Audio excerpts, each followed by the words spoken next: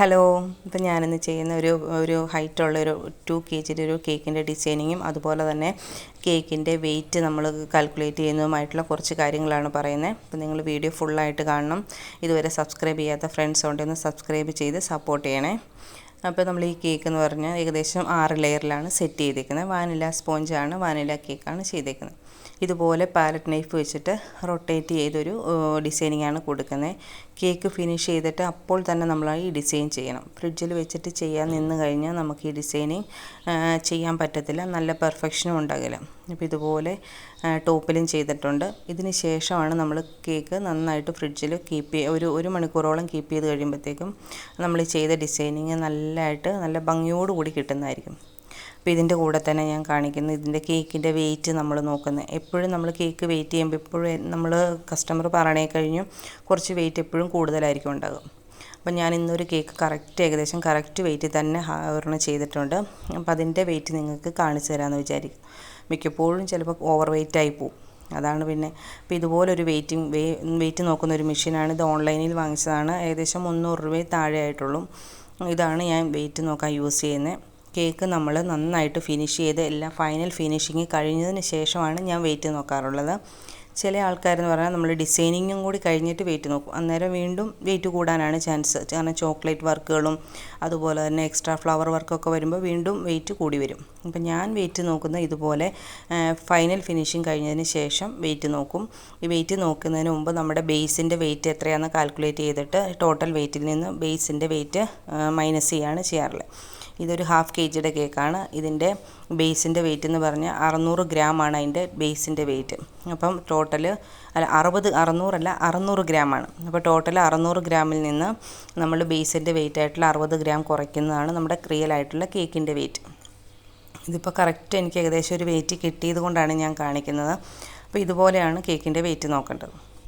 പിന്നെ അടുത്തതെന്ന് പറഞ്ഞാൽ നമ്മൾ ഈ കേക്ക് ഫിനിഷ് ചെയ്ത് ഇതുപോലെയൊക്കെ ചോക്ലേറ്റ് വർക്കുകളും ഒക്കെ വന്നു കഴിയുമ്പോൾ വീണ്ടും നമ്മുടെ കേക്കിൻ്റെ വെയിറ്റ് ഇപ്പോൾ 2 kg എന്ന് പറഞ്ഞാൽ അത് ഒരു 100 ഗ്രാമോ ചിലപ്പോൾ ഒരു 50 ഗ്രാം 100 ഗ്രാം അങ്ങനെ കൂടും. ചിലതൊക്കെ 2 kg എന്ന് പറഞ്ഞാൽ എത്രയെന്ന് പറഞ്ഞാലും കുറച്ചധികം വെയിറ്റ് ആയി പോകും.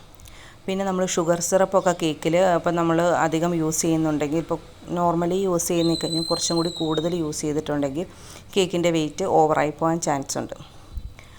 പിന്നെ ഹോം ബേക്കേഴ്സ് എപ്പോഴും കറക്റ്റ് ഒരു അളന്ന് മുറിച്ച ഒരു ഇതല്ലാത്തത് കൊണ്ട് എപ്പോഴും അവർക്ക് കേക്കിൻ്റെ നന്നായിട്ട് നിങ്ങൾ വെയിറ്റ് കറക്റ്റ് പറഞ്ഞാൽ ആ കറക്റ്റ് രീതിക്കൊന്നും നമുക്കൊരിക്കലും കൊടുക്കാൻ പറ്റില്ല. എപ്പോഴും നമ്മൾ ചെയ്തു വരുമ്പോൾ കുറച്ച് കൂടി നിൽക്കും.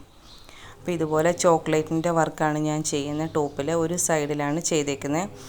ഫുൾ പോർഷൻ എടുത്തിട്ടില്ല. ഹാഫ് പോർഷനെ കഴിഞ്ഞ് കുറച്ചും കൂടി കുറച്ചിട്ടാണ് ഞാൻ ചോക്ലേറ്റ് ഒഴിച്ചേക്കുന്നത്. ഇതിൻ്റെ ടോപ്പിൽ ഇനി ഫ്ലവറുകളൊക്കെ വരുന്നത് കൊണ്ട് നമുക്ക് കുറച്ച് പോർഷൻ കുറച്ചിട്ടാണ് ചോക്ലേറ്റ് ഒഴിച്ചേക്കുന്നത്. അല്ലെങ്കിൽ നമ്മളിനി ഫ്ലവർ വരച്ച് ചെയ്യുമ്പോഴത്തേക്കും വൈറ്റ് പോർഷൻ കുറച്ചും കൂടി കുറഞ്ഞു പോകും. അതുകൊണ്ട് ഇതുപോലെ ചെയ്തതിന് ശേഷം ഏകദേശം കോഫി ബ്രൗൺ കളറിൻ്റെ ക്രീമാണ് എടുത്തേക്കുന്നത്.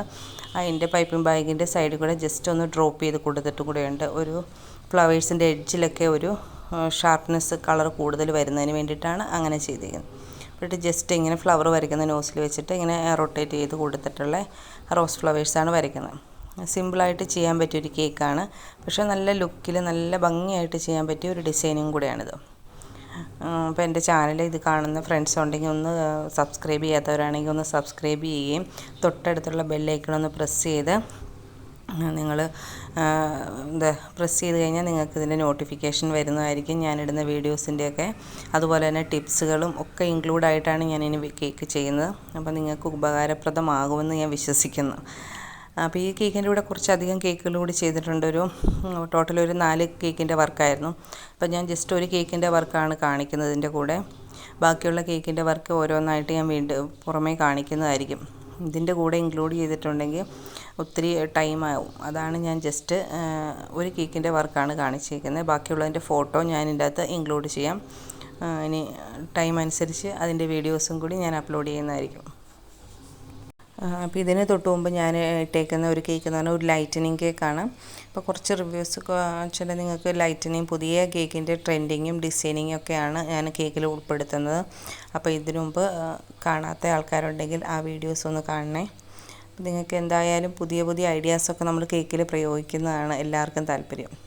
ഇതിൻ്റെ ടോപ്പിൽ ഞാൻ കുറച്ച് ചെറി വെച്ചിട്ടുണ്ട്. അതുപോലെ തന്നെ റെയിൻബോസിൻ്റെ ഷുഗർ ബോൾസാണ് കൊടുത്തേക്കുന്നത്. നല്ലൊരു പെട്ടെന്നൊരു കളർ കോമ്പിനേഷൻ ആണെങ്കിൽ നമുക്ക് ഒത്തിരി ഇഷ്ടപ്പെടുന്നൊരു കേക്കാണ്. Thanks for watching.